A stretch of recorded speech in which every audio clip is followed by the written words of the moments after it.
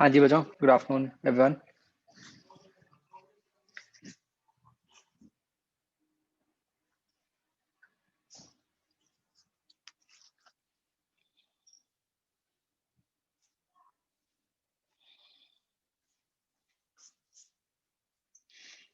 बच्चों आज कुछ करना था हमें डिस्कस।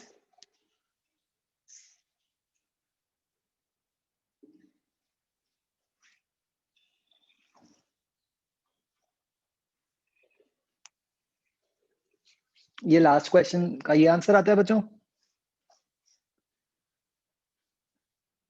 जो हम कर रहे थे।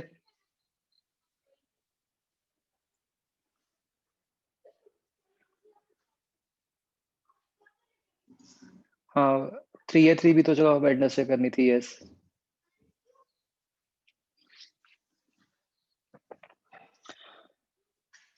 हाँ बच्चों, ये क्वेश्चन का आंसर आ गया था सबका।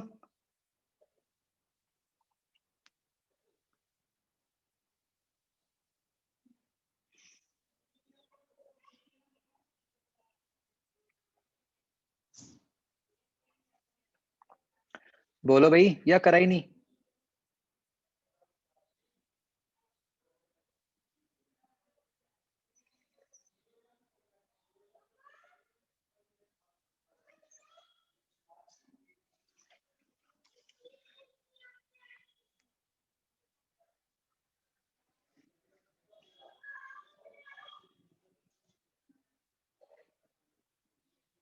आदित्य जैन, किया कि नहीं किया आपने कंप्लीट?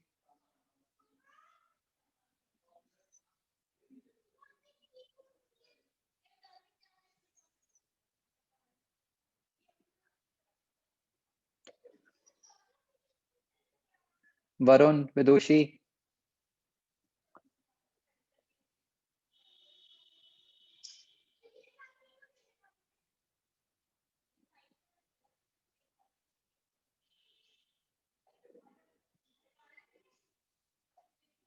तनवीर, बोलो भाई कुछ।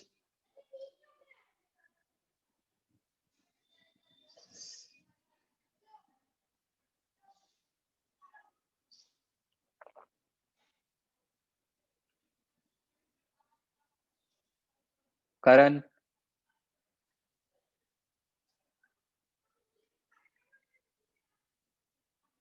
आदित्य जैन, आप आंसर क्यों नहीं कर रहे हो?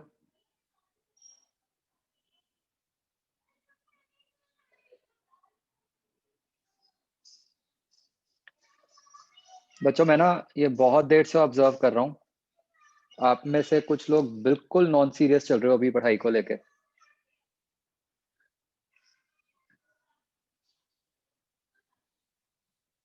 मतलब मैं not call out specific names, जो हैं उनको पता है। आप में से बहुत लोग ऐसे हो जो बिल्कुल कोप अप नहीं कर पा रहे हो स्पीड के हिसाब से, लेकिन बस जबरदस्ती बैठे हो। काम आपका इतना पेंडिंग पड़ा है।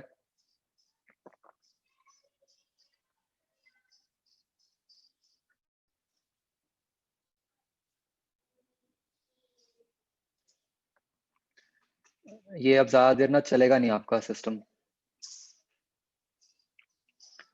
ये रोहित सर ने आपको बताया कि आप सबने ये संडे वाला टेस्ट आई क्वेस्ट में ही देना आके।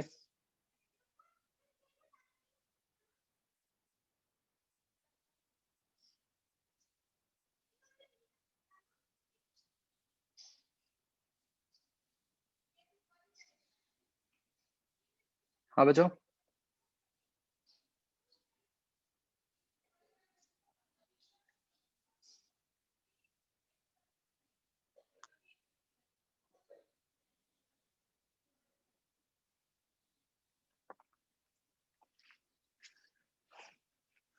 हम्म।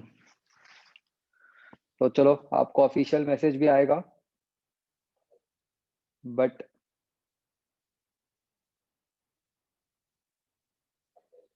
ये वाला जो एडवांस टेस्ट है नॉन मेड, आपको आई क्वेस्ट आके ही देना है।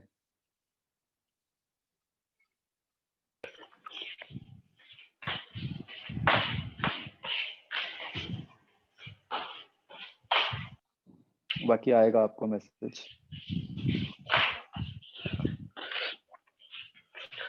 both tests, yes.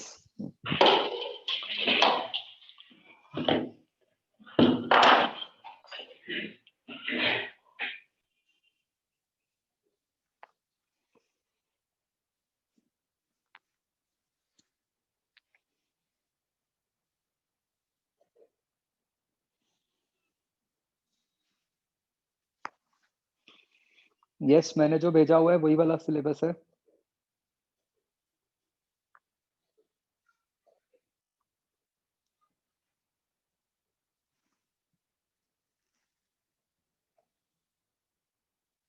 तो बच्चों we will start with the next chapter which is solids।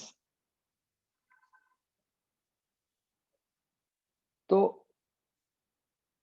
अब बच्चों हमारी मैकेनिक्स कंप्लीट हो गई है, ठीक है। मतलब जो अभी तक हमने पोर्शन किया उस सारे पोर्शन को मैकेनिक्स बोला जाता है। तो मैकेनिक्स जैसे आपने देखा होगा कि सारी की सारी बड़ी रिलेटेड सी है, इंटर रिलेटेड सी है, सारे कंसेप्ट्स बहुत ही मिक्स्ड हैं। तो जनरली मैकेनिक्स एक टफ पोर्शन कंसिडर किया जाता है, मतलब क्योंकि बहुत सारी मतलब नई नई सिचुएशंस बन जाती हैं हर केस में। अब जो आगे वाला पार्ट है वो कंपैरेटिवली सिंपलर है, ठीक है। मतलब आप कह सकते हो कि मोर टुवर्ड्स फॉर्मूला बेस्ड उस टाइप का हो जाएगा। मतलब नो डाउट कुछ कंसेप्ट्स तो पक्का ही यूज होंगे ही होंगे, बट उतने एक्सटेंसिवली नहीं यूज होंगे जितने कि अभी तक हो रहे थे, ठीक है जी। तो अभी हम जो चैप्टर शुरू कर रहे हैं दैट इज सॉलिड्स, ठीक है।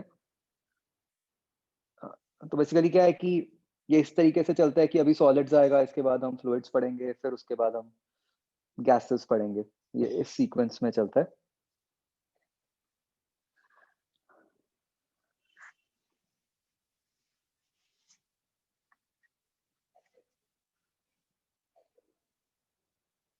ओके।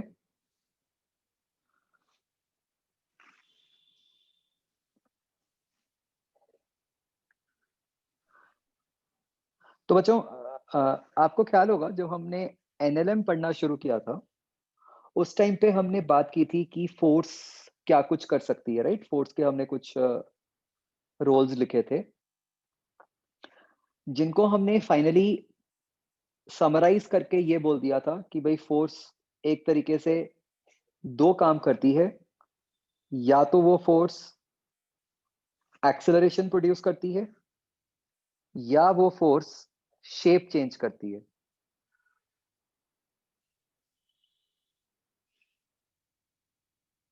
याद है?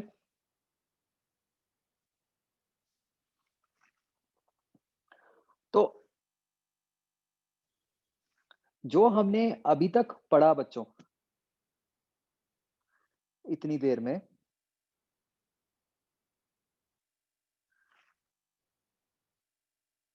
वो हमने सारे केसेस पढ़े जहां पे फोर्स एक्सेलरेशन प्रोड्यूस करती है।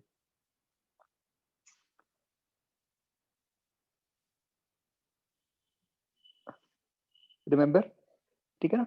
हम सारे केसेस वो कर रहे थे जहां पे फोर्स जो है वो एक्सेलरेशन प्रोड्यूस करती है। अब हम जो पढ़ेंगे बच्चों वो हम पढ़ेंगे कि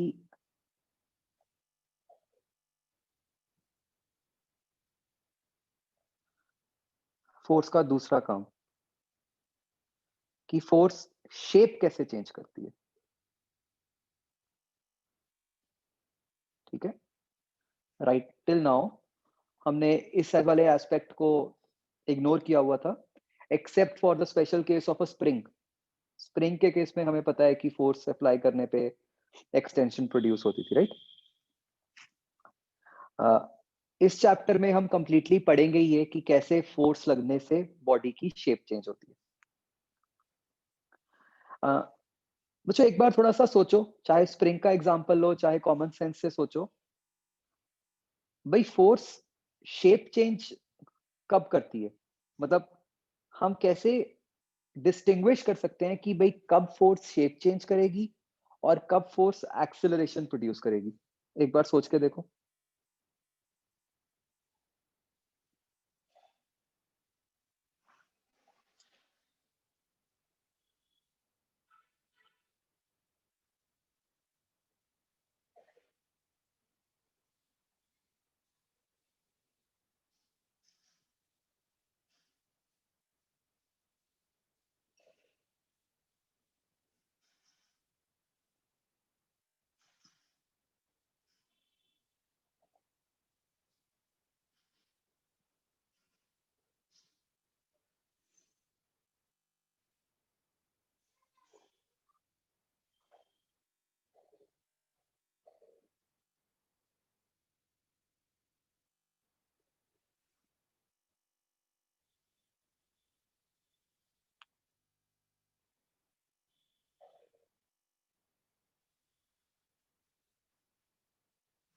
आप में से कई लोगों ने आंसर किया है शेप चेंज करेगी जब नॉन रिजिड है बॉडी। ये सोचो, मतलब क्वेश्चन ये नहीं है, क्वेश्चन ये है कि फोर्स किस तरीके से लगे जब शेप चेंज होएगी। वो तो आप जिस बॉडी को रिजिड कह रहे हो, ठीक है, मतलब कंपैरेटिव ही है, मतलब आप आयरन रॉड ले लो, उस पे भी बहुत ज्यादा फोर्स लगेगी तो भी तो आयरन रॉड भी तो शेप चेंज कर ही लेगी ना। मतलब हमें ये सोचना है कि फोर्स के ऊपर क्या कंडीशन हो जिससे कि शेप चेंज हो सकती है।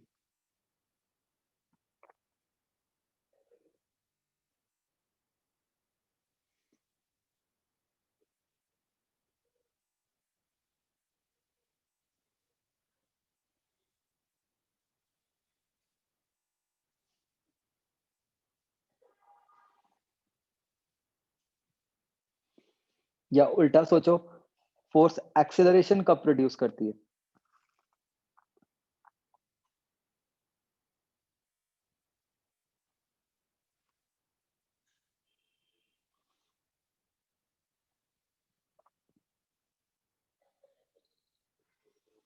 चलो एक एग्जांपल लेते हैं, लेट्स से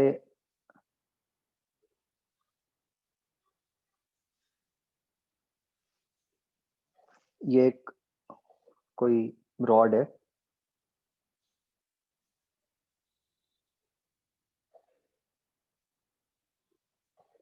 उससे मैं ऐसे फोर्स लगा रहा हूँ। क्या इस केस में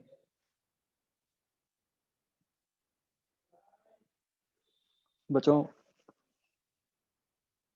एक्सीलरेशन होएगी।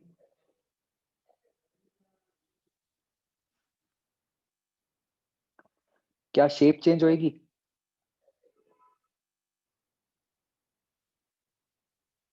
है ना, मतलब बहुत रिजिड होगी बॉडी तो आप ये कह सकते हो कम चेंज होएगी, है ना।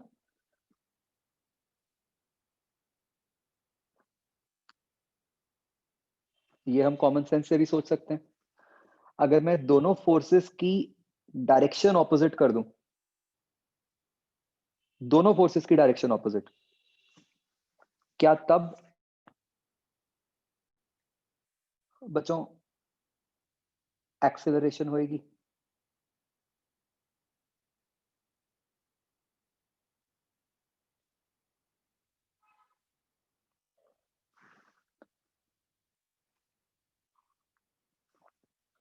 क्या अब शेप चेंज होएगी।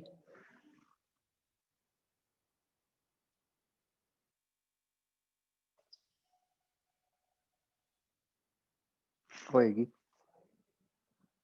तो क्या कह सकते हैं हम, मतलब इससे कुछ आइडिया लग रहा है हमें कि भाई फोर्स कब शेप चेंज करेगी, कब फोर्स एक्सेलरेशन प्रोड्यूस करेगी।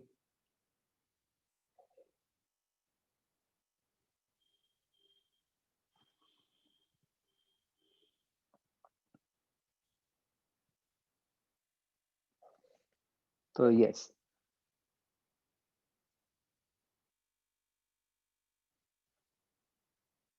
तो बच्चों बेसिकली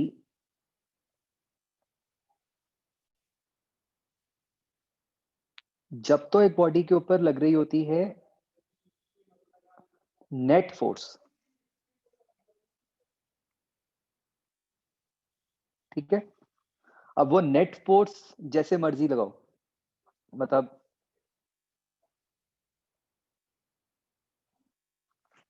चाहे वो, मतलब एक तरफ से ही फोर्स लगा दो, चाहे दो तरफ से लगा दो, लेकिन एक फोर्स को दूसरी फोर्स से बड़ा कर दो, तब तो एक्सेलरेशन आती है।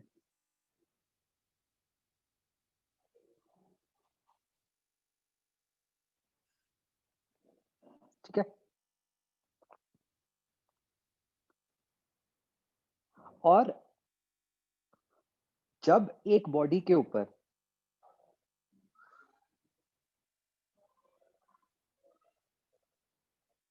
इक्वल एंड ऑपोजिट फोर्स लगती है,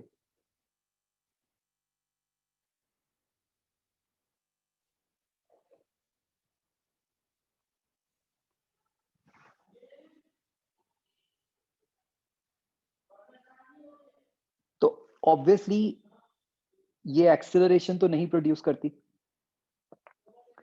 ये वाली फोर्स जो है शेप चेंज करती है।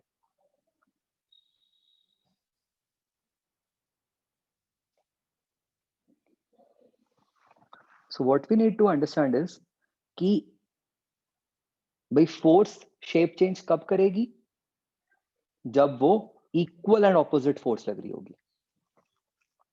ठीक है, आप स्प्रिंग वाले केस से भी सोचो, स्प्रिंग में भी अगर स्प्रिंग के दोनों एंड्स पे फोर्स लगेगी तो स्प्रिंग खींचेगा, है ना। अदरवाइज तो अगर आप सिर्फ एक एंड पे फोर्स लगाओगे तब तो स्प्रिंग आपके हाथ के साथ ही आ जाएगा, वो खींचेगा ही नहीं।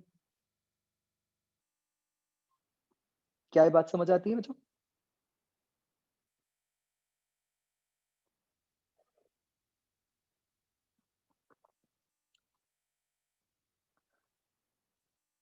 तो यस ऑफ कोर्स ऐसा पॉसिबल है कि दोनों चीजें इकट्ठी हो रही हूं, जैसे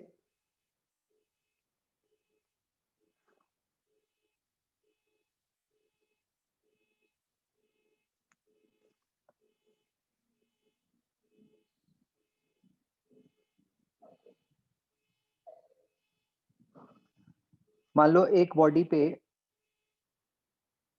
मैं 6 फोर्स इधर को लगा दूं और 10 फोर्स इधर को लगा दूं।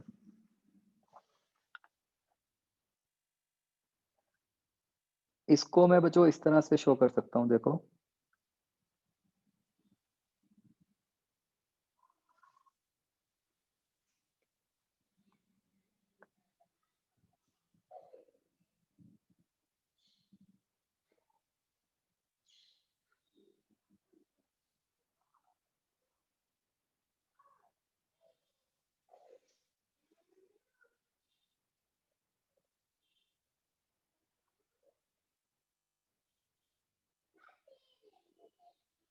ऐसे शो कर सकते हैं बच्चों,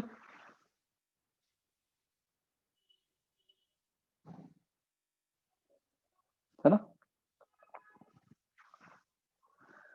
तो अब हम क्या कह सकते हैं कि एक्सेलरेशन किसके कारण है? फोर।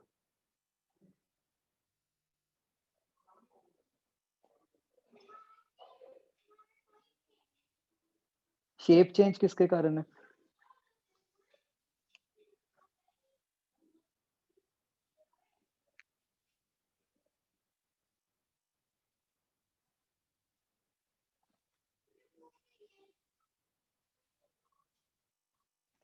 सिक्स के कारण। तो हमें ऐसे कहने की जरूरत नहीं होती कि मतलब बोथ सिक्स, मतलब 6 न्यूटन फोर्स जो है वो शेप चेंज कर रही है। मुझे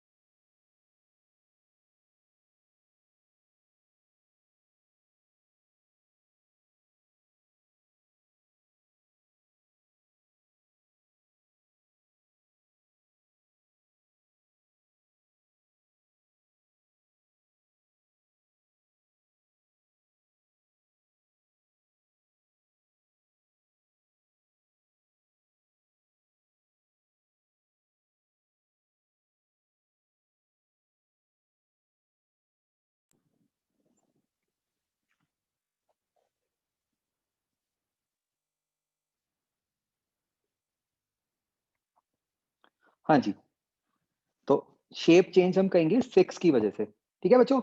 ये ध्यान रखना, हम ये नहीं कहते कि शेप चेंज मतलब शेप चेंज के टाइम पे हम नेट फ़ोर्स नहीं देखते। हम देखते हैं बस magnitude of equal and opposite force.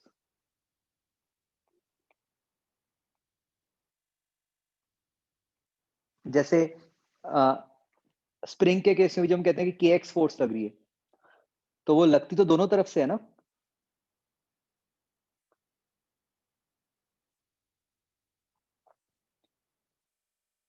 तभी मतलब एक्सटेंशन होती है।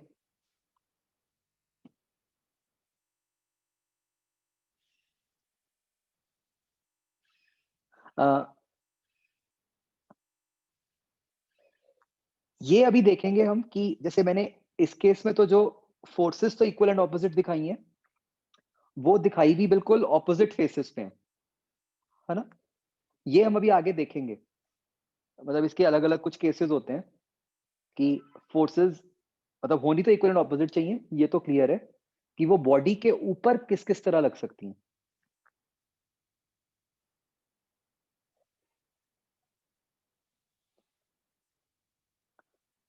तो येस मतलब we can create complicated situations जैसे जहाँ पे आप कह दो कि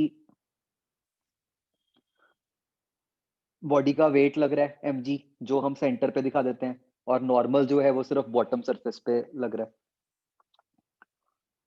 तो वो हम देखेंगे अभी आगे कि ऐसे केसेस को कैसे डील करना है। ठीक है?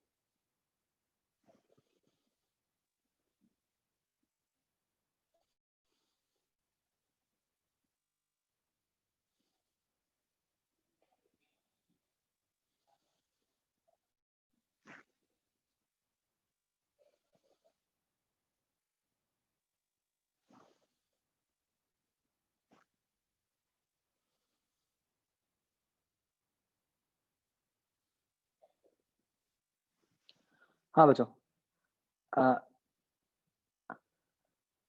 मैंने ये नहीं कहा कि वो शेप चेंज नहीं करते, नॉर्मल और वेट। मैंने ये कहा कि हम देखेंगे ऐसे केसेस कि वहाँ पे कैसे-कैसे होगा।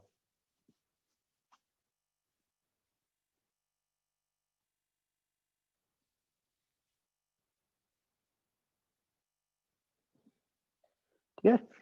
तो बच्चों ये आइडिया लग गया, है ना?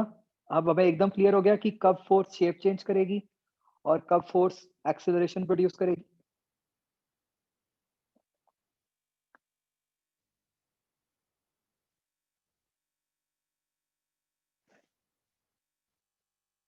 ओके।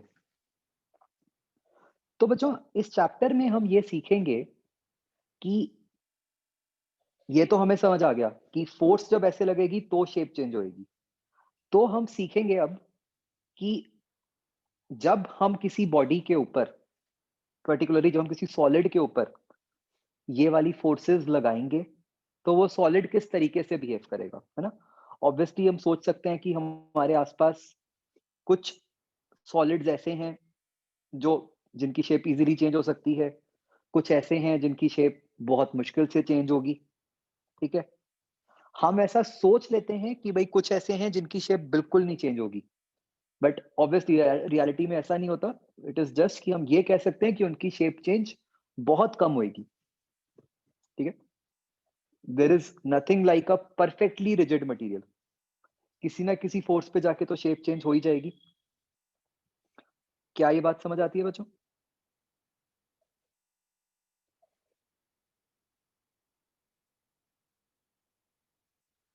तो बच्चों मतलब इस चैप्टर की एज़ सच इंजीनियरिंग में बहुत इंपॉर्टेंस है कि डिपेंडिंग अपॉन कि जो सॉलिड्स हैं वो कितनी फोर्स पे कैसा बिहेव करते हैं, राइट?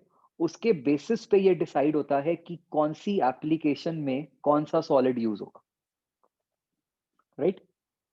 तो जो हम मतलब वेरियस ऑटोमोबाइल्स, रॉकेट्स मतलब जहाँ-जहाँ पे मतलब जहाँ भी आप सोच पाओ ब्रिजेस, हर जगह पे एक ये बड़ा इम्पोर्टेंट पार्ट होता है कि चूज़ करना कि सॉलिड किस टाइप का है, यूज़ करना है वहाँ पे, कैसा मटेरियल यूज़ करना है, ठीक है? उसपे बहुत कुछ डिपेंड करता है।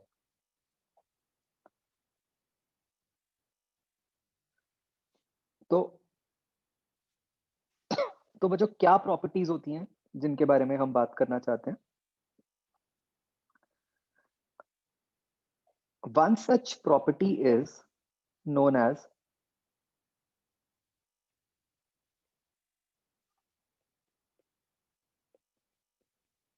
elasticity। अ, बच्चों बताओ मुझे, सबने ये टर्म तो सुनी हुई है इलास्टिक, क्या समझ आता है?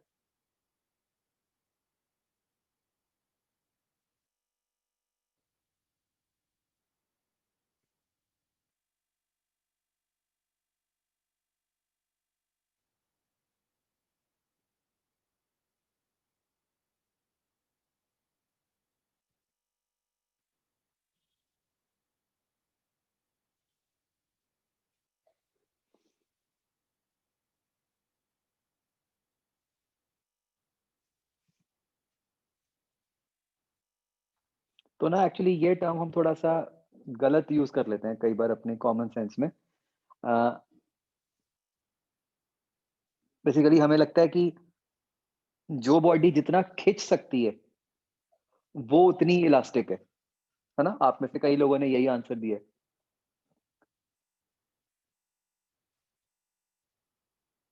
तो ये नहीं होता। इलास्टिसिटी एक्चुअली प्रॉपर्टी ये होती है कि एक बॉडी में अपनी ओरिजिनल शेप रिटेन करने की कितनी टेंडेंसी है, ठीक है?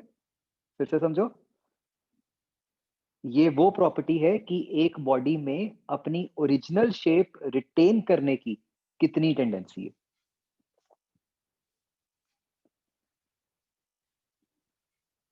तो it is actually exact opposite of जो हमें कॉमन सेंस से लगता है। हम मतलब कोई चीज़ खिंच रही होती है तो हम उसको बोल देते हैं कि हाँ यार, ये तो बड़ी इलास्टिक है।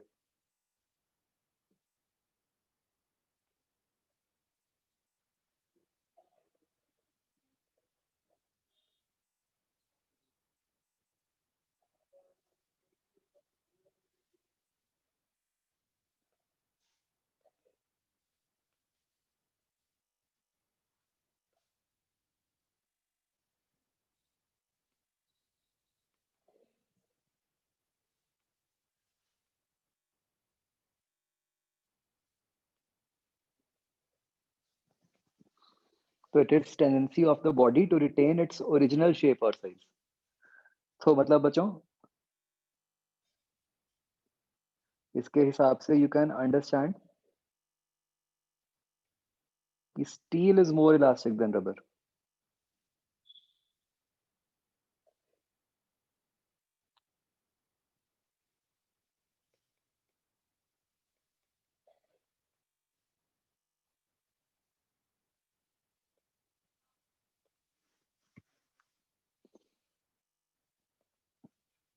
क्या ये बात समझ आती है बच्चों?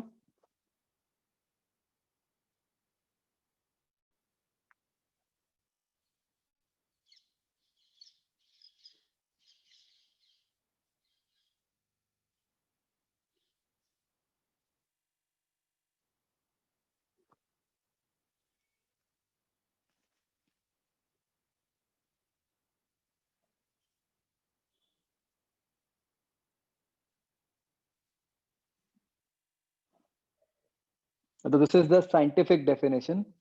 आई एम नॉट वेरी श्योर कि इसकी कोई इंग्लिश डेफिनेशन भी है कि नहीं है, कि मतलब क्या ये नॉर्मल इंग्लिश वर्ड भी है क्या?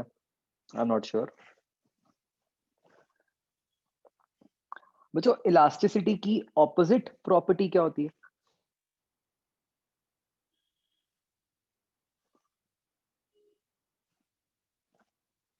The opposite property is plasticity.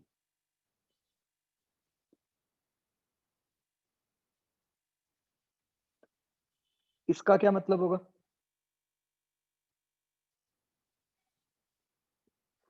अच्छा, मैंने ऊपर वाली प्रॉपर्टी में कहीं ये नहीं लिखा कि हम बॉडी को खींच रहे हैं या कंप्रेस कर रहे हैं। कुछ भी करो, जिस भी तरीके से उसकी शेप चेंज करो, बस उसमें वापस आने की टेंडेंसी।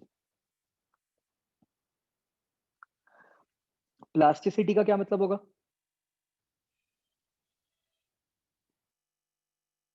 कि अगर आपने किसी बॉडी को डिफॉर्म किया तो उसी स्टेट में रहने की टेंडेंसी।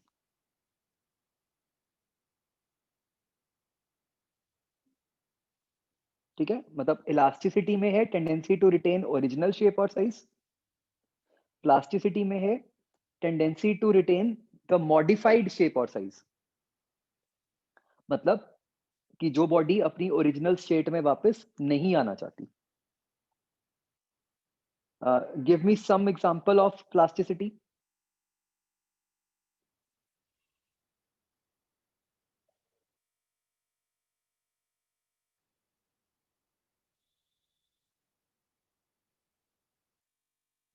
क्ले, आटा गूंदा हुआ, है ना, wax.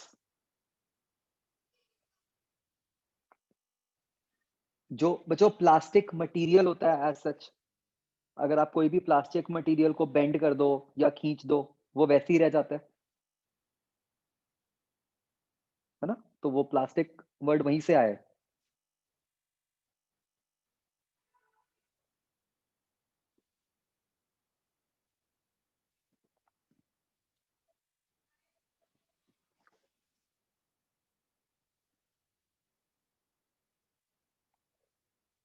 So it is tendency of the body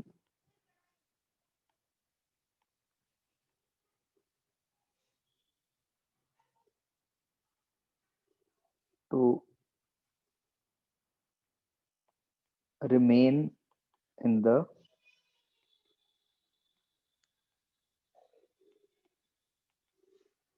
modified shape or size.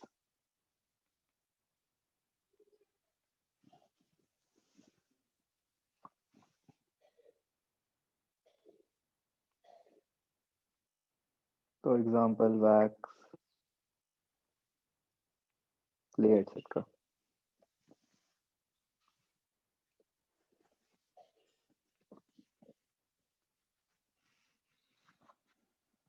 तो बच्चों, कौन सा मटेरियल इलास्टिक है, कौन सा मटेरियल प्लास्टिक है, वो तो उसकी molecular properties, lattice structure etcetera पे डिपेंड करता है। That we are not bothered, हमें उस पे नहीं जाना। ठीक है, हमें तो बस ये पता होना चाहिए कि ऐसी कुछ प्रॉपर्टी होती है, बस।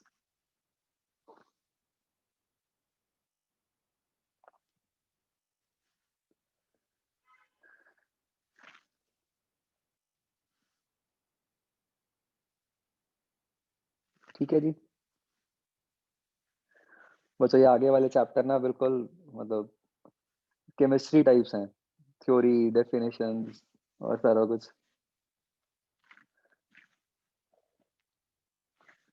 सबसे ज़्यादा इस चैप्टर में है।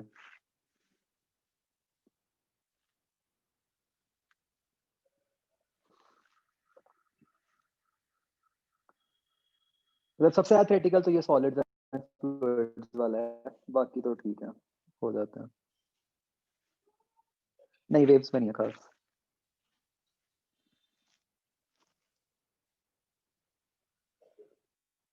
मतलब मैं वही सरप्राइज था जो सिलेबस कट हुआ है, उसमें बाकी तो जितने फिजिक्स के थ्योरेटिकल पार्ट्स थे सब कट गए थे, एक यही बचा हुआ है।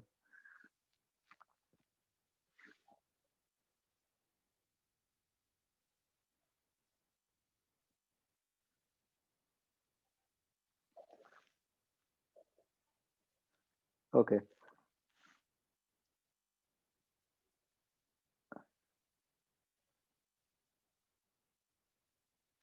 रे ऑप्टिक्स 11th में क्यों करेंगे हम?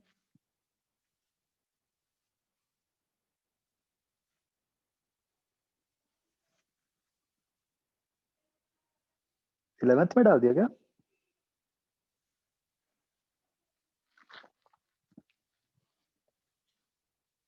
आई चेक। मतलब वैसे हम तो 12th में ही करेंगे।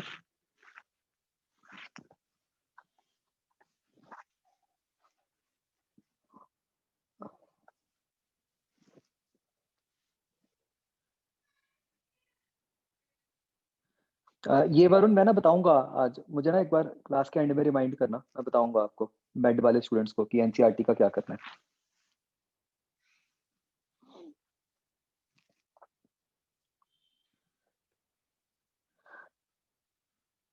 ओके। तो बच्चों अब हम फर्दर हम क्या करेंगे कि हम देखेंगे कि हम बॉडी के ऊपर किस किस तरीके से फोर्सेस अप्लाई करते हैं। ठीक है, ये फोर्सेस होंगी वही जो कि एक तरीके से मतलब इस तरीके से ही लगाएंगे हम कि जो बॉडी की शेप साइज को चेंज करें। तो हम देखेंगे कि उससे बॉडी में कितना चेंज आता है और वो उसकी किस प्रॉपर्टी पे डिपेंड करता है। ठीक है, तो हम बच्चों एक टर्म डिफाइन करते हैं, जैसे मैंने अभी बोला कि हमें ऐसी फोर्सेस चाहिए जो बॉडी की शेप साइज चेंज करती हैं। तो इन फोर्सेस को हम बच्चों बोल देते हैं एज डिफॉर्मिंग फोर्सेस। तो बच्चों एक ये ध्यान रखना, this is not any new type of force.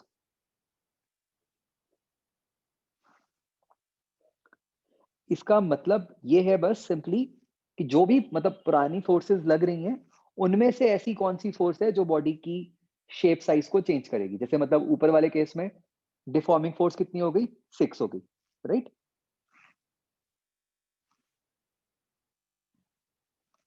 तो इसकी क्या डेफिनेशन हो गई कि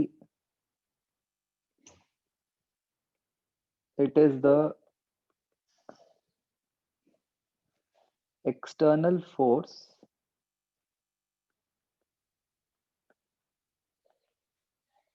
which tries to change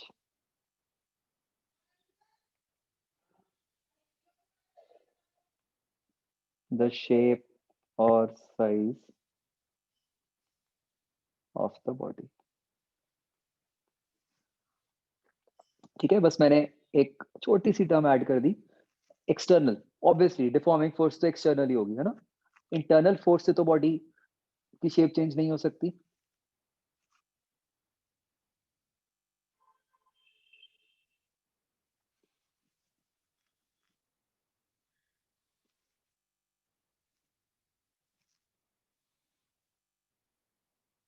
बच्चों इसकी ऑपोजिट फोर्स कौन सी होगी?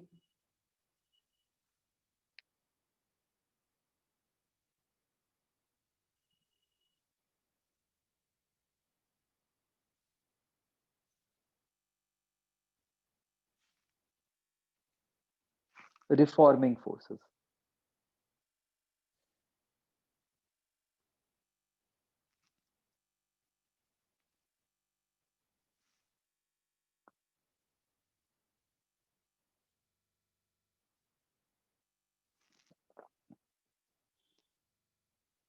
बच्चों ये बताओ, ये एक्सटर्नल फोर्स होगी या इंटरनल फोर्स होगी?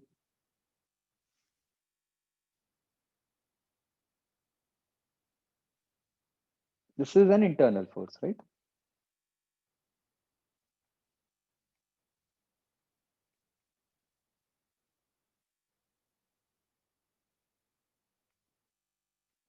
So it is the internal force which tries to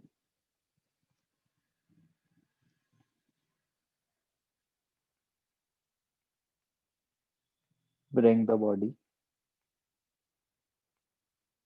back to its original shape or size,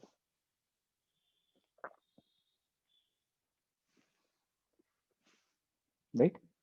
तो बच्चों फाइनली एक बॉडी कितना डिफॉर्म होगी, है ना, that will depend on the competition between the deforming forces and reforming forces, right?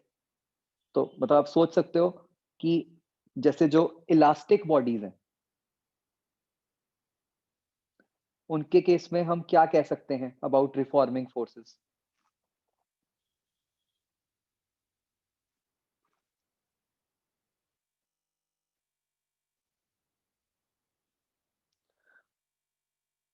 मतलब can we से कि इलास्टिक बॉडी में reforming forces are strong,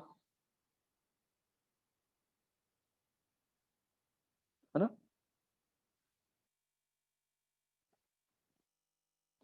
plastic bodies में वो बहुत वीक हैं, मतलब वो सॉर्ट ऑफ रोक ही नहीं पाती, मतलब ठीक है खिंच गई बॉडी तो खिंच गई, उन्हें कोई फर्क नहीं पड़ रहा, राइट?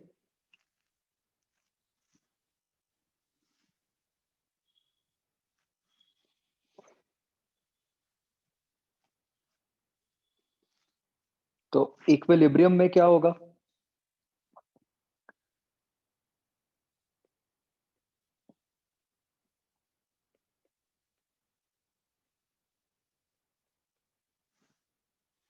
इक्विलिब्रियम पे डिफॉर्मिंग और रिस्टोरिंग फोर्सेस इक्वल होंगे, है ना?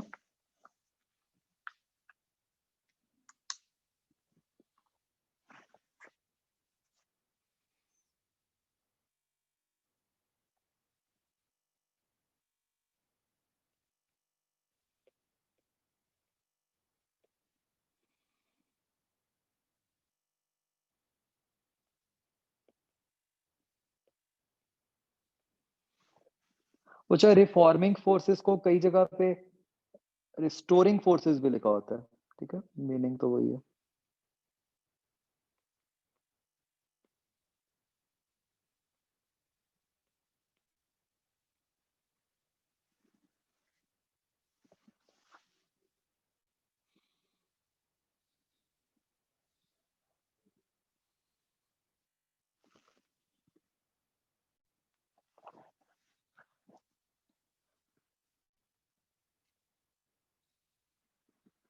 ठीक है बच्चों,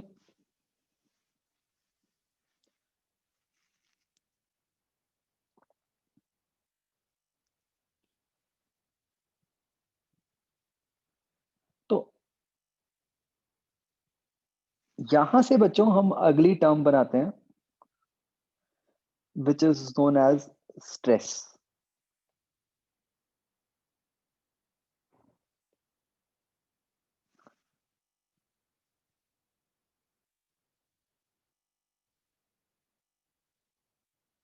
नहीं मैंने कब कहा कि reforming are greater than deforming? ये तो मैंने कहा ही नहीं। मैं तो बस ये कहा कि दे आर स्ट्रॉन्ग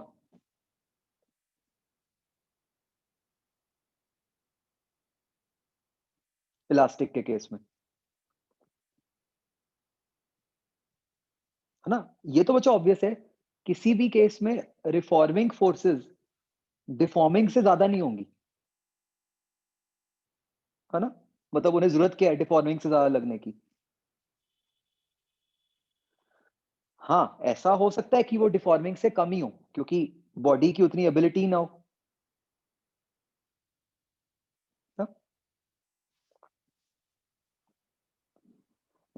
इक्विलिब्रियम में ये हो जाता है कि दोनों इक्वल हो जाते हैं। जैसे मान लो स्प्रिंग है ना, भाई स्प्रिंग को आपने एक्स अमाउंट से खींच के रखा हुआ है, तो उस टाइम पे क्या हो रहा है कि आप स्प्रिंग पे फोर्स लगा रहे हो कि एक्स दोनों तरफ से, और स्प्रिंग भी अंदर की तरफ फोर्स लगा रहा है कि एक्स। तो ऐसी सिचुएशन।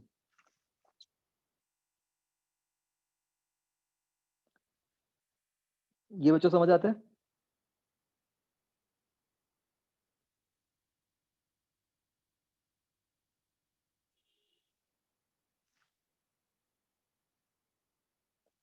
ओके, तो स्ट्रेस क्या होता है बच्चों, जो सबको रहता है? उसकी फिजिक्स की डेफिनेशन क्या है?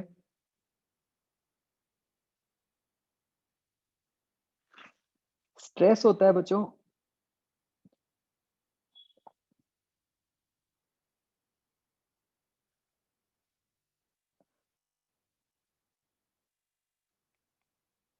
रिस्टोरिंग फोर्स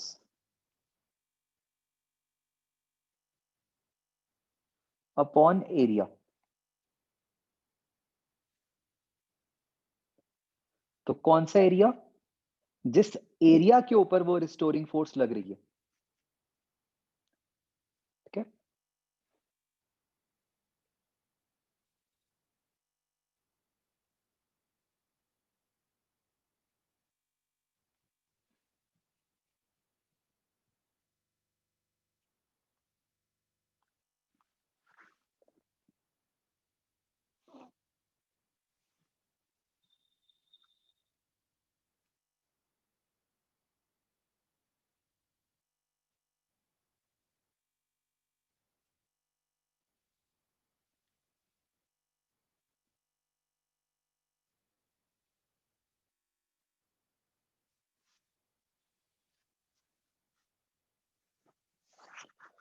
तो बच्चों इसके यूनिट्स क्या हो गए?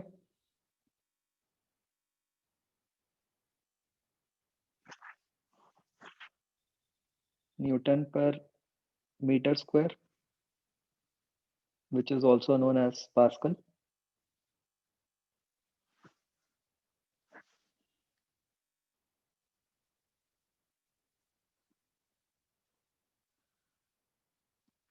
तो आप ये रिकलेक्ट कर पा रहे होगे कि दिस इज मतलब ये यूनिट्स प्रेशर वाले हो गए, है ना? तो we will see later on कि स्ट्रेस और प्रेशर में क्या रिलेशन है, but both are different quantities.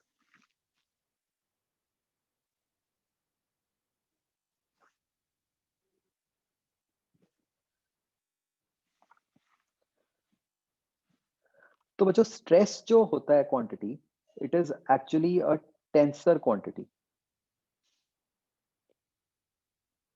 याद है भाई टेंसर?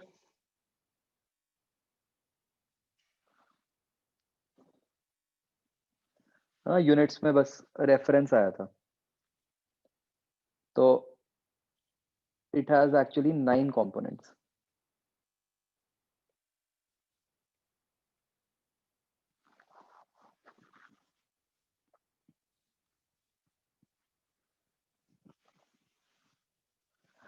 ठीक है, बट हम इसको जिस तरीके से स्टडी करेंगे, हम स्ट्रेस को स्केलर कंसिडर करते हैं। और मतलब ये 9 कंपोनेंट्स मतलब पढ़ के कोई घबराने वाली बात नहीं है। हम इसको बहुत ही सिंप्लीफाइड तरीके से पढ़ते हैं, जिसमें हमारे को तो इसको एक तरह से स्केलर्स की तरह ही काम करना होता है इसके साथ।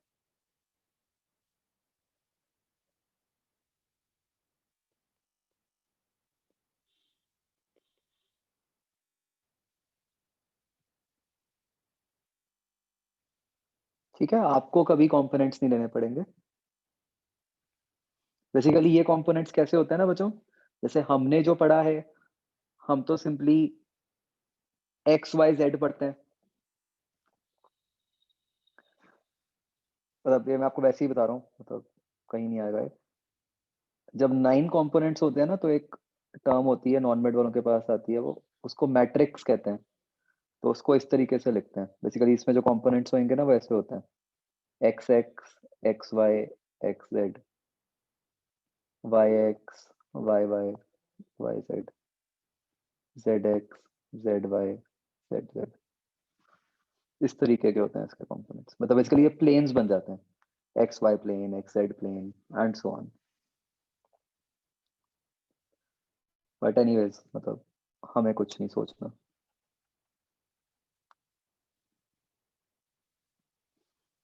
ये मैकेनिकल इंजीनियरिंग में आता है आगे जाके।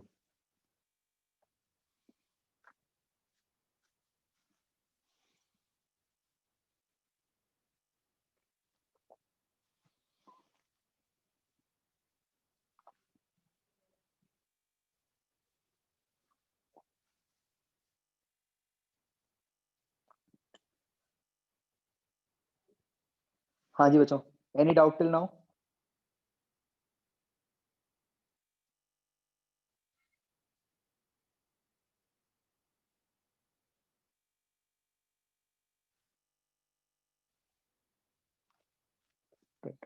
सिंपल है ना, सिंपल, बस हमने डेफिनेशन ही बनाई है।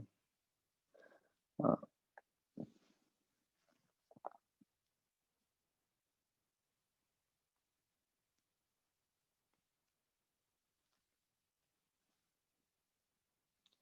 नेक्स्ट आता है बच्चों टाइप्स ऑफ स्ट्रेस।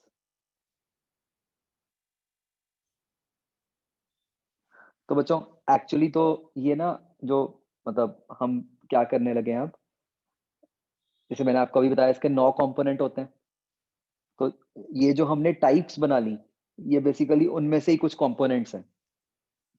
ठीक है, तो हमें इसलिए कंपोनेंट्स पे जाना ही नहीं पड़ता, हम तो ये अलग अलग टाइप्स पढ़ लेते हैं, हमारा इससे काम चल जाता है।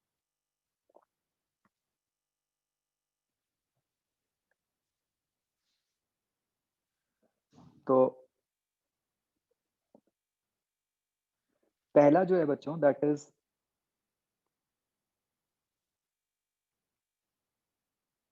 Longitudinal stress.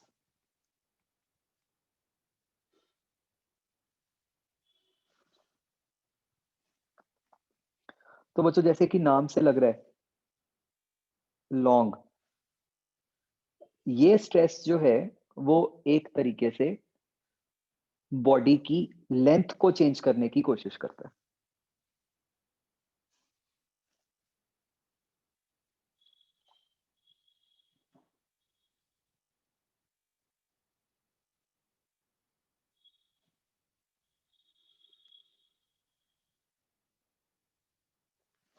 जैसे बच्चों मान लो ये एक रॉड है,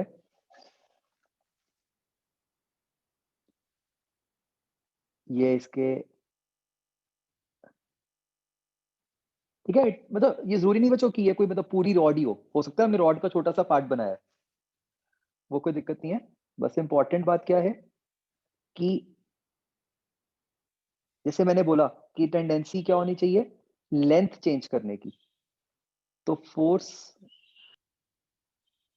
कैसे लगनी चाहिए, लाइक दिस।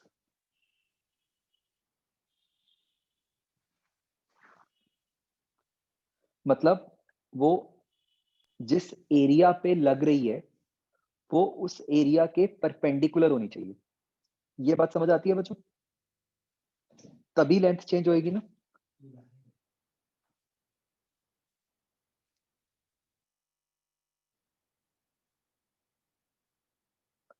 बच्चों मैं आया एक मिनट।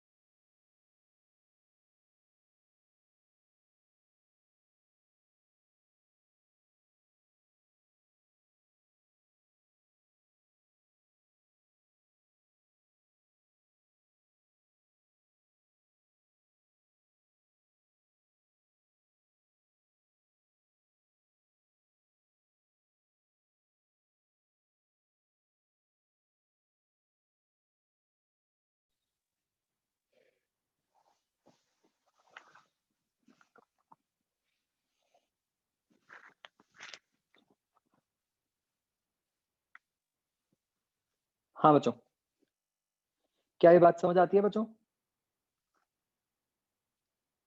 कि अगर लेंथ चेंज करनी है तो जो फोर्स होनी चाहिए वो एरिया के परपेंडिकुलर होनी चाहिए।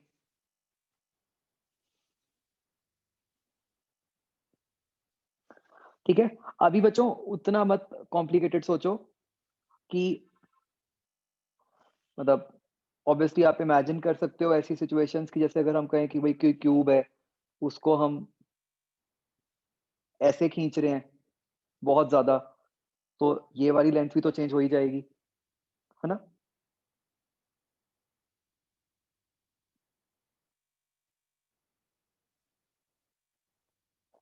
हम मतलब थिन ऑब्जेक्ट्स की बात कर रहे हैं।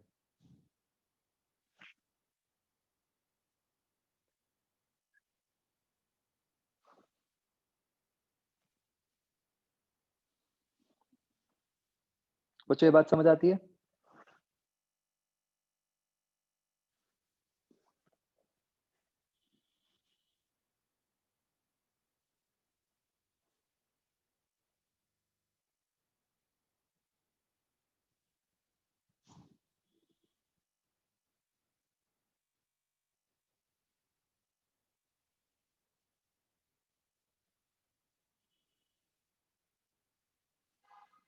ओके, तो ये वाला जो स्ट्रेस है बच्चों,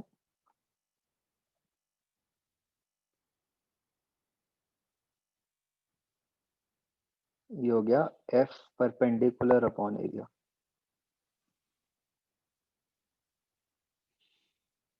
सो when I say F perpendicular, इसका क्या मतलब है कि this is perpendicular to area.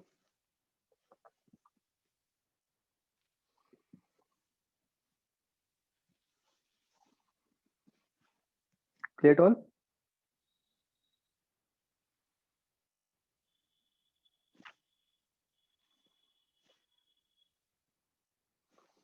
अच्छा बच्चों, ये जो लॉन्गिट्यूडनल स्ट्रेस होता है वो इटसेल्फ टू टाइप्स का होता है।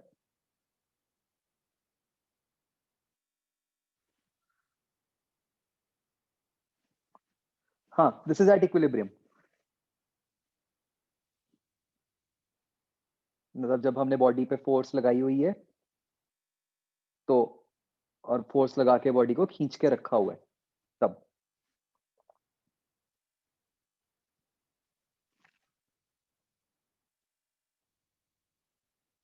तो बच्चों ये दो टाइप्स का होता है, और मतलब नाम से ही ऑब्वियस है। एक को हम कहते हैं एज कंप्रेसिव। ठीक है, कंप्रेसिव कब हो जाएगा बच्चों? अगर मैं इन फोर्सेस को की डायरेक्शन को चेंज कर दूं, है ना, तो वो मतलब टेंडेंसी हो जाएगी बॉडी को कंप्रेस करने की। और दूसरे को हम कहते हैं बच्चों, जब खींचने की कोशिश हो रही है, उसको हम कहते हैं tensile. So tensile word comes from tension. तो हम जब थ्रेड को खींचते हैं तो उसमें टेंशन आती है ना? ऐसे ही हम बाकी बॉडीज के लिए ऐसे बोल देते हैं कि जब हम उनको खींचते हैं तो उनमें टेंसाइल स्ट्रेस आ जाता है।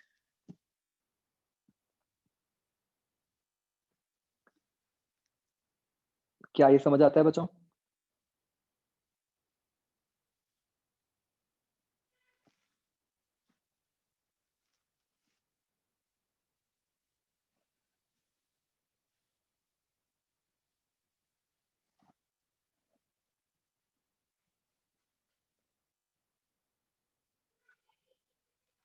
दूसरा जो टाइप है बच्चों, उसको हम कहते हैं एज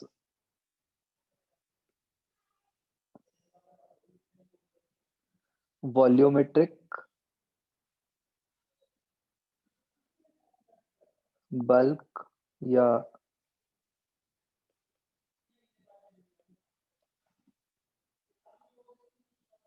हाइड्रोस्टैटिक। ठीक है, ये किस टाइप का स्ट्रेस है बच्चों? अगर हम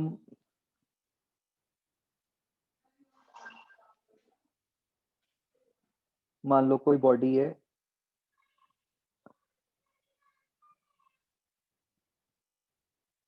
अगर उस पे हम चारों तरफ से फोर्सेस लगाएं,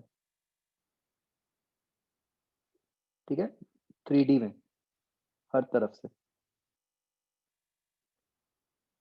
मतलब आप देखो लगा हम बच्चों एरिया के परपेंडिकुलर ही रहे हैं, बट अब कंडीशन क्या है कि हर तरफ से लग रहा होना चाहिए, every every point on the surface of the body उसके ऊपर लग रहा होना चाहिए, ठीक है, मतलब चाहे अंदर को चाहे बाहर को, दोनों तरफ हो सकता है। तो ये हम सोच सकते हैं, इस वाले स्ट्रेस को हम क्या मतलब इस वाले स्ट्रेस से क्या होगा, बॉडी का वॉल्यूम चेंज हो जाएगा, है ना, या बॉडी एक्सपैंड हो जाएगी या पिचक जाएगी। तो इसलिए इसको हम वॉल्यूमेट्रिक बोलते हैं। बल्क क्यों बोलते हैं, क्योंकि पूरी की पूरी बॉडी के ऊपर लग रहा है, सारी की सारी सरफेस के ऊपर लग रहा है ये, ठीक है। और हाइड्रोस्टैटिक क्यों बोलते हैं, अगर हम बच्चों एक बॉडी को पानी के अंदर ले जाएं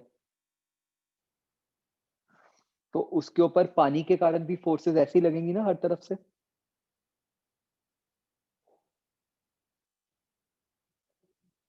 तो इसलिए द टर्म हाइड्रोस्टैटिक, तो हाइड्रो इज वाटर, है ना।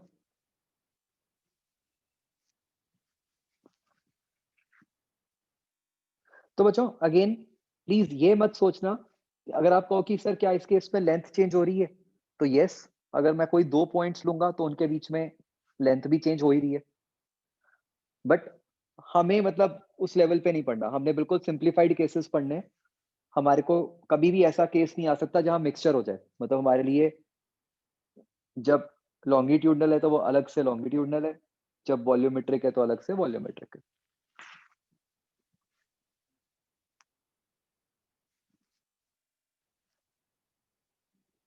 बच्चों ये वाला जो स्ट्रेस होता है,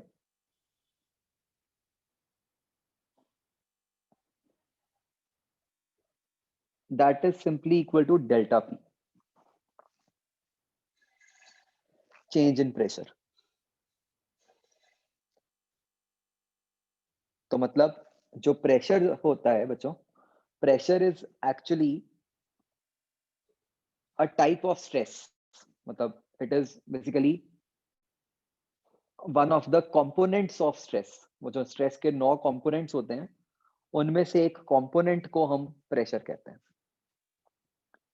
ठीक है। तो मतलब ये जो मैं आपको ड्रॉ भी करके बता रहा हूँ अलग अलग situations, these are basically the different components जिनको हमने वो कंपोनेंट्स ना बोल के बस अलग अलग नाम दे दिए,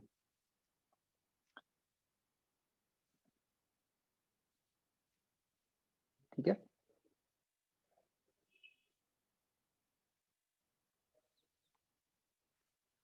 और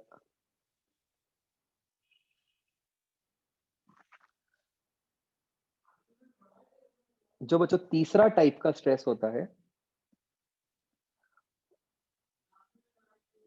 उसको हम कहते हैं एज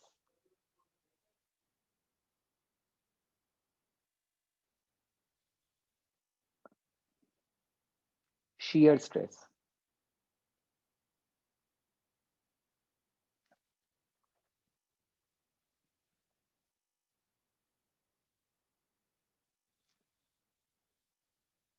बच्चों ये स्ट्रेस कुछ इस तरीके से लगता है,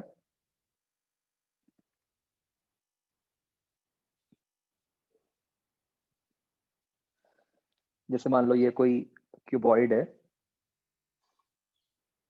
मतलब जरूरी नहीं है कि क्यूबॉइड होना चाहिए, मतलब एग्जांपल के ले रहा हूँ, अगर हम उस पे फोर्सेस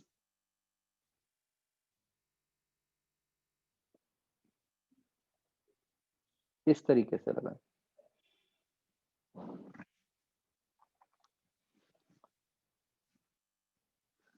मतलब जिससे कि बेसिकली जो उसकी शेप है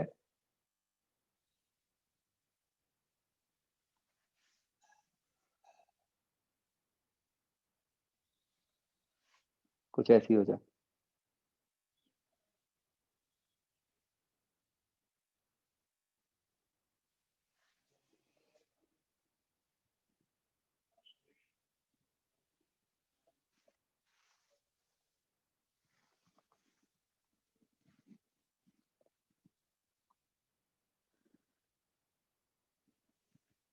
इसके कोई एग्जांपल्स दो बच्चों मुझे शियर स्ट्रेस के।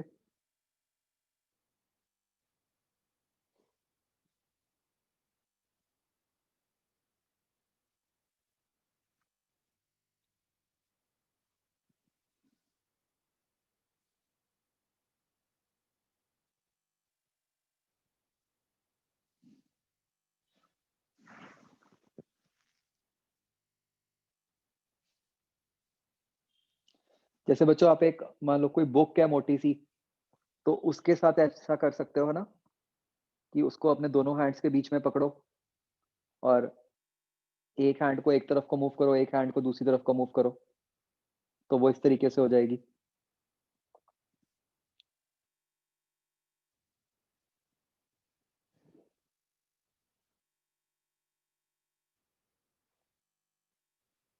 जब कोई बॉडी बच्चों रफ सरफेस के ऊपर मूव करती है, अगर मैं ऐसे एक रफ सरफेस है,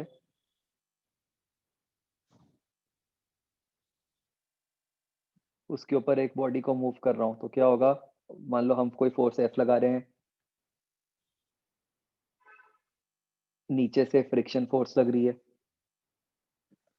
तो ये भी कुछ उस टाइप का केस बन गया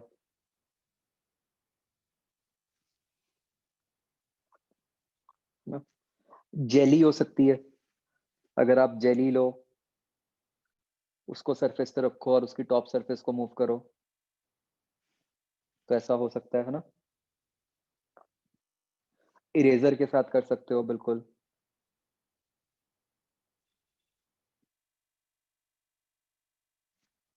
इनफैक्ट अगर हम सिंपल ऐसा केस ले लें, आप सोचो सोचो अगर हम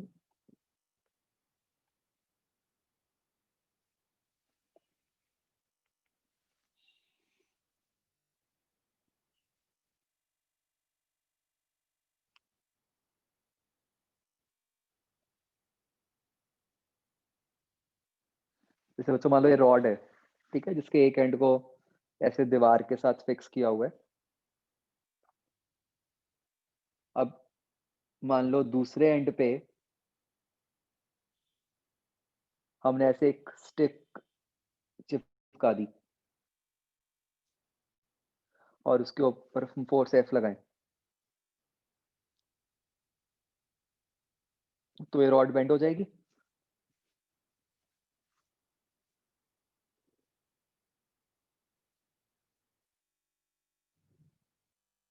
कुछ ऐसे, है ना, तो वो भी यही केस है।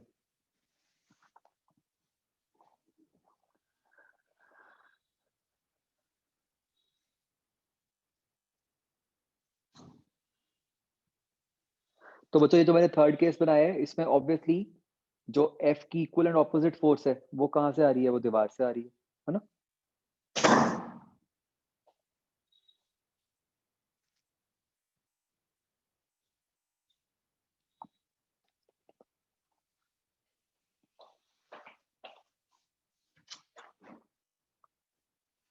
ठीक है जी, क्लियर हो गया। तो बच्चों शियर स्ट्रेस की ये खासियत है, आप देखो, अगर आप तीनों में से देखो कि शियर स्ट्रेस वो वाला स्ट्रेस है जो बॉडी की शेप चेंज कर रहा है ना।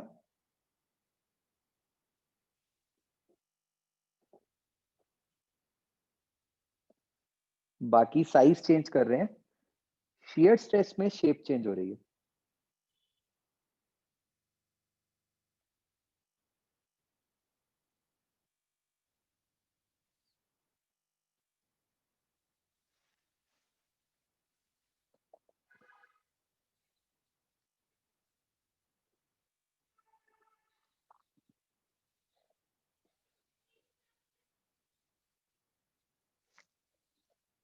और यहां बच्चों बताओ, इस केस में स्ट्रेस होगा क्या?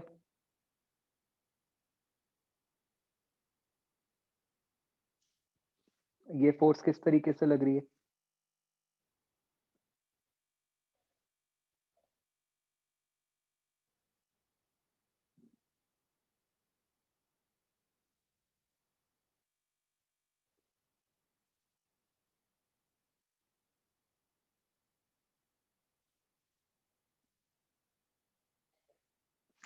Parallel to area.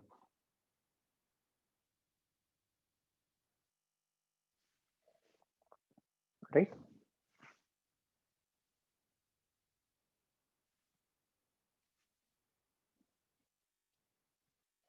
समझ आ रहा है बच्चों?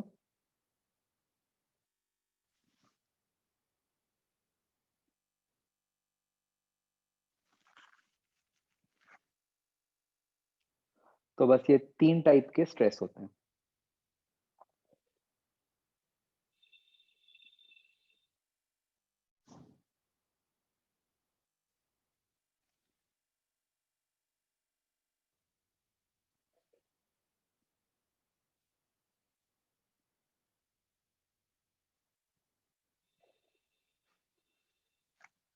तो जैसे बच्चों अगर हम एक एग्जांपल लें,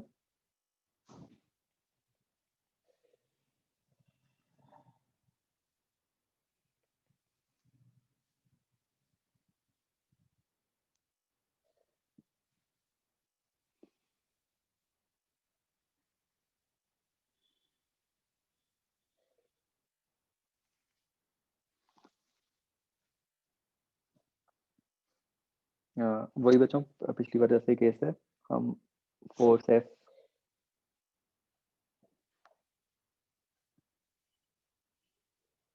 इस तरीके से लगा रहे हैं। ठीक है, मैं बच्चों रॉड का एक पर्टिकुलर फेस ले रहा हूँ। ऑब्वियसली रॉड को मैं कोई भी फेस ले सकता हूँ अंदर।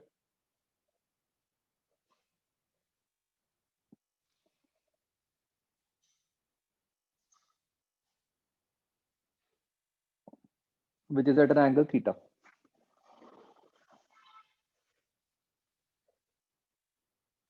ठीक है, तो आपको बताना है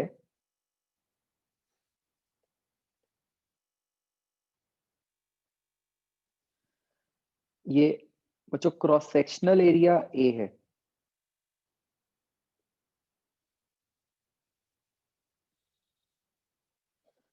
तो आपको बताना है longitudinal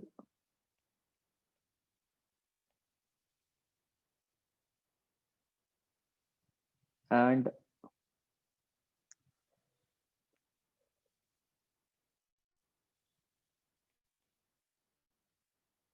shear stress on that face।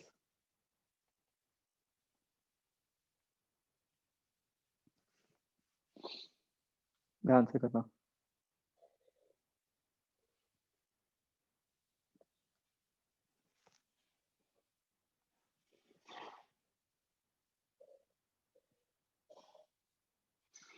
आप ये सोच सकते हो ना कि ये जो ब्लू फेस है वो इस तरीके का होगा कुछ।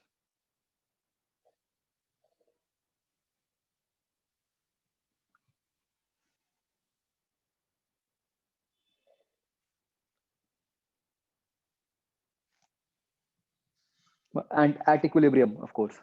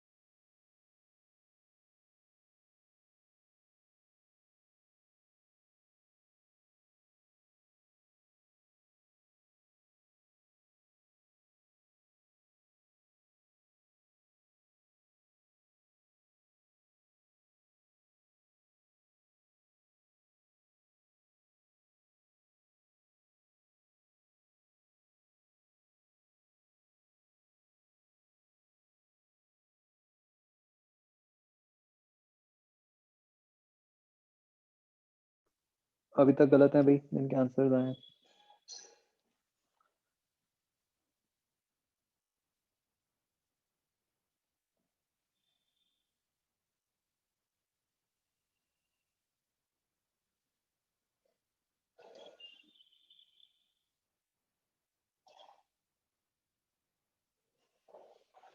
एरिया ध्यान से लो, उसी में गलती करोगे।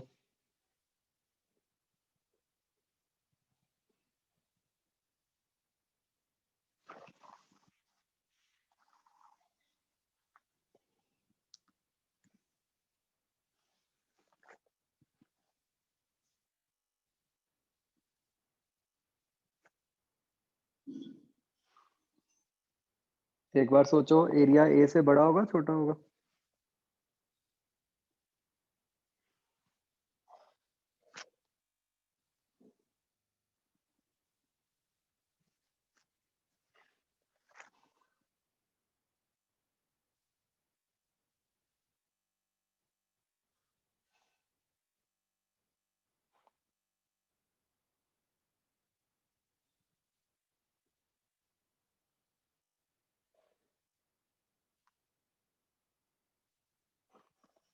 क्या चक्कर है भाई, अभी तक किसी का भी ठीक नहीं है।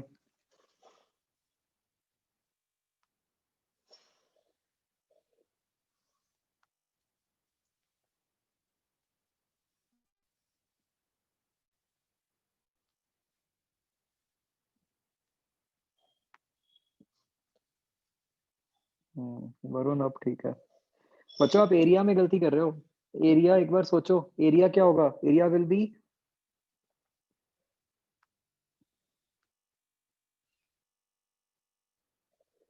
ए अपॉन साइन थीटा।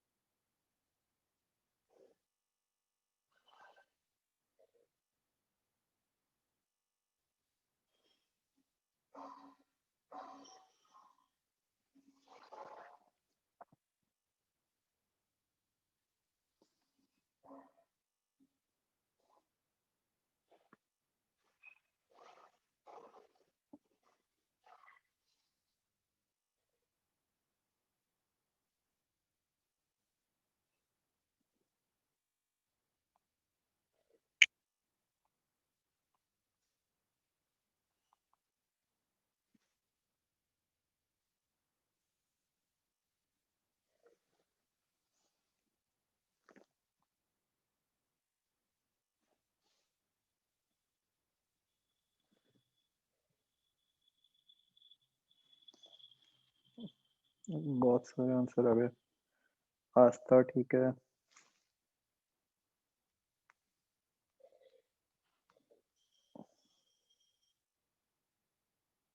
निष्ठा ठीक है।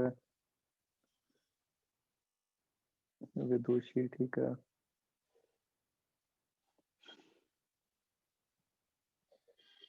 हर्ष गलत है। गुरसाहिल ठीक है। वरुण ठीक है।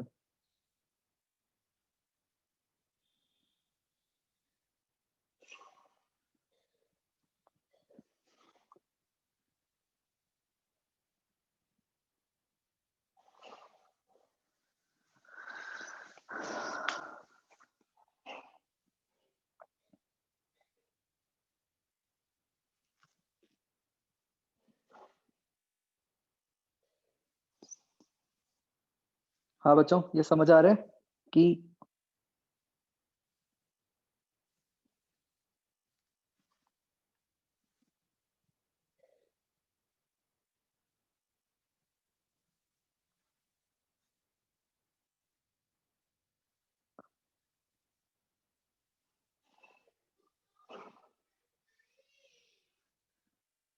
Area A upon sine theta होगा।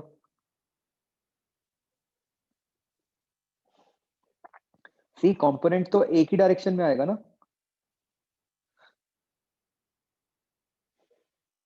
इनटू द प्लेन वाली डायरेक्शन में तो कंपोनेंट नहीं आएगा ना।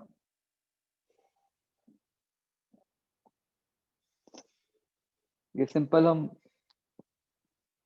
प्रोजेक्शन से बता रहे हैं, कंपोनेंट वाले कंसेप्ट से।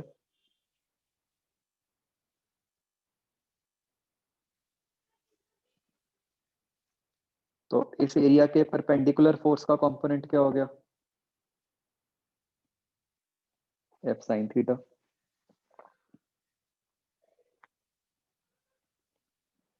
तो एफ लॉन्गिट्यूडनल क्या बन गया? Sorry, stress longitude.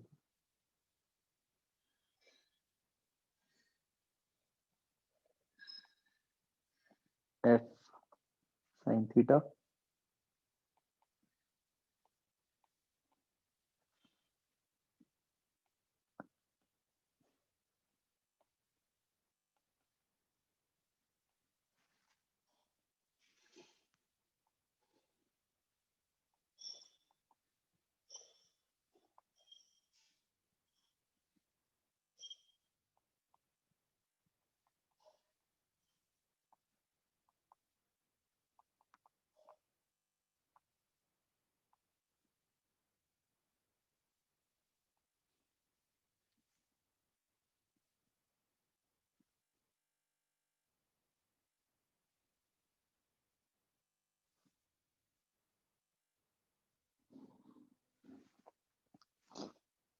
नहीं, वही बात समझनी है आपको।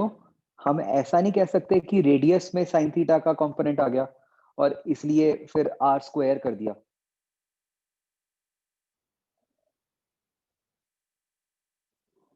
वही बात हमें समझनी है कि इनटू द प्लेन में तो कोई कंपोनेंट आया ही नहीं ना। इनटू द प्लेन में तो जो है वही रहेगा।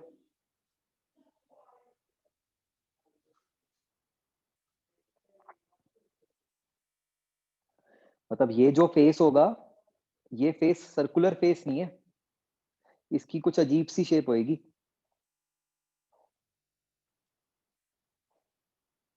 Ellipse types, yes.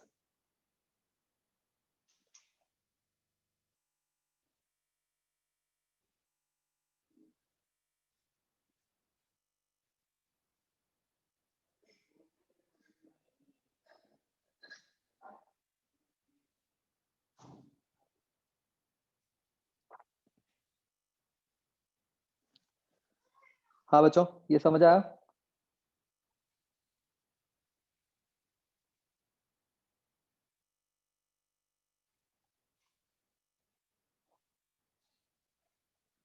चलो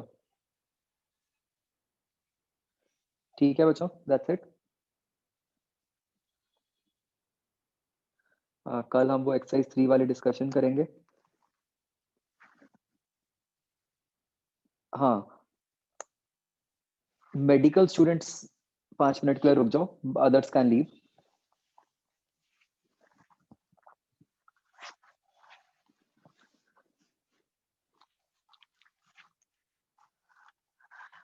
हाँ जी, मेड स्टूडेंट्स, तो ऐसा है कि मतलब जो अभी नीट का जिस तरीके का पैटर्न चल रहा है, जैसे मैंने आपको बहुत बार बताया कि पेपर बहुत ही आसान आता है ना? तो ऐसे पेपर में तो जो आपकी गलतियां होंगी वो सिली मिस्टेक्स की होंगी। कंसेप्चुअल मिस्टेक होने का चांस बहुत कम है। सिली मिस्टेक्स होंगी जो कि ज्यादा आसान में हो जाती हैं। तो आपके लिए पहली बात तो ये बहुत इंपॉर्टेंट है कि जब आप घर पे प्रैक्टिस करते हो, आपने हमेशा फिक्स टाइम में करना है। ठीक है? मतलब आप जैसे एक्सरसाइज 2 मान लो जब करते हो, तो आपने ऐसे करनी है कि एक्सरसाइज 2 क्या मतलब कोई भी एक्सरसाइज 0 1 2 में से, मतलब ऐसे सोचो, 0 टाइम लेके कर लो ताकि एक बारी कंसेप्ट सीख लिया, उसकी एप्लीकेशन हमें आ जाए। 1 और 2 जब करनी है आपने, तो वो आपने इस तरीके से टाइम रखना है कि पहले ही आप देख लो कि कितने क्वेश्चंस हैं। तो give yourself a time limit of, जैसे मतलब उस रेशियो में रखना है कि 45 क्वेश्चंस का 1 आवर। समझ गए? तो मतलब जैसे जितना भी बन रहा है, तो मान लो 30 क्वेश्चन है, तो उसके हिसाब से टाइम फिक्स कर लो। और आपने हमेशा ऐसे सोचना है कि इतने टाइम के अंदर ही करना है। मतलब हमें वो फिक्स टाइम में करने की इतनी आदत पड़ जाए कि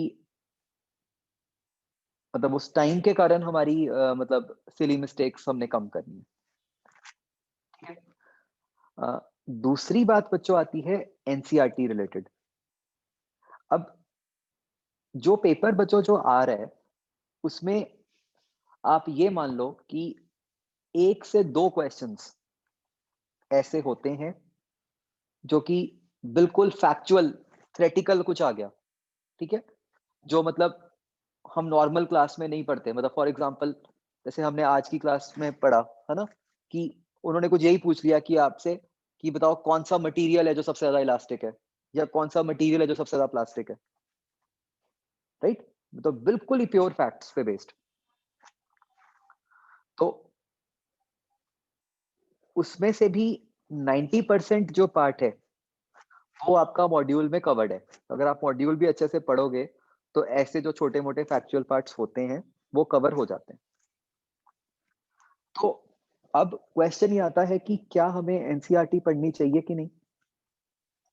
जो एनसीईआरटी हमने तब पढ़नी है, अगर हमारा टारगेट है कि हमारे नीट में 710 से ऊपर नंबर आने चाहिए, ठीक है? मतलब हमें इसका फ़ायदा सिर्फ़ और सिर्फ़ वो कोई 1 या 2 क्वेश्चंस में होगा। तो मतलब basically NCERT physics comes at the last priority compared to NCERT bio, NCERT chemistry. तो जिस तरीके से हम नॉर्मली पढ़ रहे हैं, उसके हिसाब से आपके एनीवेज़ 43 क्वेश्चंस तो हो ही जाएँगे पक्का, ठीक है? मतलब मैं एक्सट्रीम केस की बात कर रहा हूँ, जहाँ पे हो सकता है कि कोई आपका 1 या 2 क्वेश्चंस थ्योरी बेस्ड आ जाए। तो what you can do for that is आप 3B, मैंने शायद पहले भी बोला था, 3B आपने बच्चों बिल्कुल नहीं करनी। इनफैक्ट अगर आप में से कइयों को 3A भी मुश्किल लगती है, या ऐसा लगता है कि उसमें बहुत ज़्यादा टाइम लगता है, तो आप 3A भी मत करो, ठीक है? क्योंकि उस लेवल के क्वेश्चंस आपके एग्ज़ाम में कभी भी नहीं आएँगे।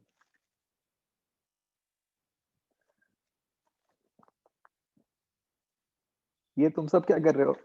आदित्य, आशीष, हर्ष, चलो ठीक है। तो उसके लिए what you have to do is, ठीक है? एक तो 3B तो बिल्कुल ही नहीं करनी, 3A मैंने आपको बता दिया कि अगर तो फटाफट हो जाती है तो ठीक है, अदरवाइज़ वो भी मत करो। मैंने एक बात सोची थी, हम एक ये प्रैक्टिस शुरू कर सकते हैं कि आप ना सब लोग एनसीईआरटी पढ़ो, ठीक है? और उसमें मतलब इनफैक्ट ये आप मतलब इफ यू वांट आप बायो और केम में भी कर सकते हो कि हर कोई एनसीईआरटी में से पॉइंट्स बनाएगा जो एक्स्ट्रा हैं, ठीक है? मतलब वो वाले नहीं जो हमारे कवर ही हो गए, extra from notes and module. ऐसे फैक्चुअल कोई ग्राफ है या कुछ है, वो हर कोई पॉइंट्स बना लो। जैसे मान लो आप 10 स्टूडेंट्स हो, ठीक है? तो 10 के 10 लोग चैप्टर खत्म होने पे वो पॉइंट्स बनाएँगे, ठीक है? आप मेरे को भेजोगे, मैं भी पॉइंट्स बनाऊँगा। मेरे पास बने भी पड़े हैं, ठीक है? मतलब मैंने पहले भी बनाए हुए हैं। तो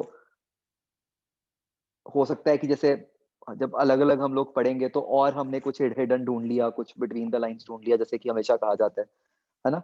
तो हम उसको ऐड कर लेंगे। आप 10 लोगों ने पढ़ा, मैंने पढ़ा, मेरे पास है, उस सबको कंबाइन करके हम एक मतलब एक सिंगल डॉक्यूमेंट बना लेंगे उस चैप्टर के एक्स्ट्रा पॉइंट्स का, जो थ्योरी बेस्ड पॉइंट्स हो गए, कंपाइल करके।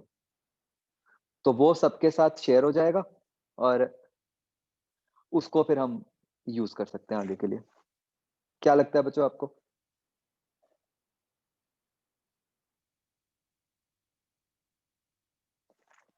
ठीक है? इसमें वैसे तो मैं आपको आपस में भी कह सकता था कि खुद ही कर लो, but I want to be involved because मतलब मैं ऑनेस्टली ये चाहता हूँ कि आप हर कोई पढ़ो एनसीईआरटी एक बार, है ना?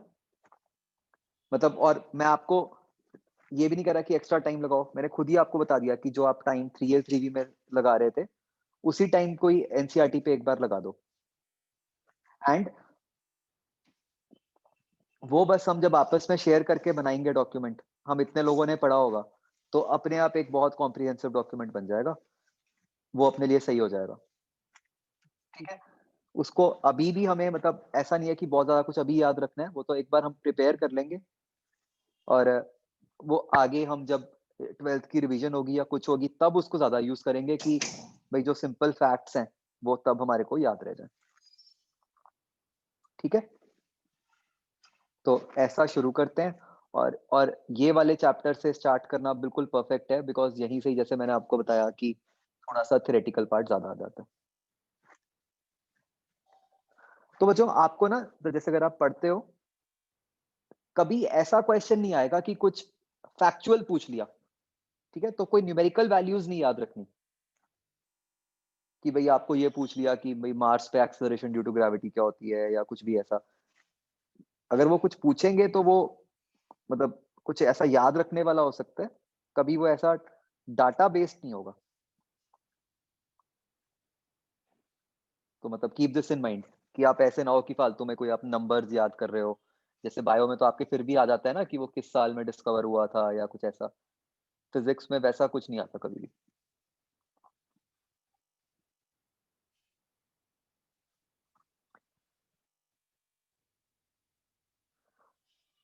ठीक है बच्चों? अंडरस्टूड? Bed students? सही है ये?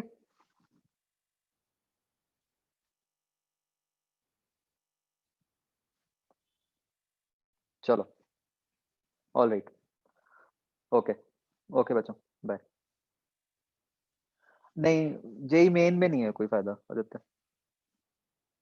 मतलब in physics.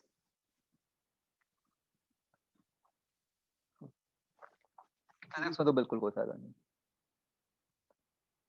Mains advance olympiad कहीं पे बिल्कुल ज़ीरो है।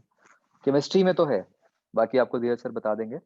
मतलब जितना आई नो केमिस्ट्री में तो कहते हैं लोग कि पढ़नी चाहिए एनसीईआरटी। हाँ,